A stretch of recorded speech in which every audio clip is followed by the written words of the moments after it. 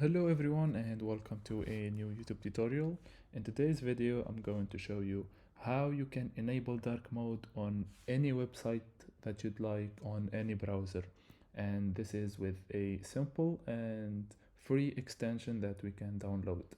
So without further ado, all we have to do is open a new tab, search for Dark Reader extension.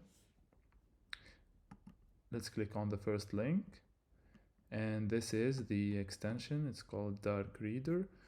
Click on Get Extension, Add Extension, and that's it. With 3 clicks, literally, we have enabled dark mode on Google Docs or any other website that you'd like.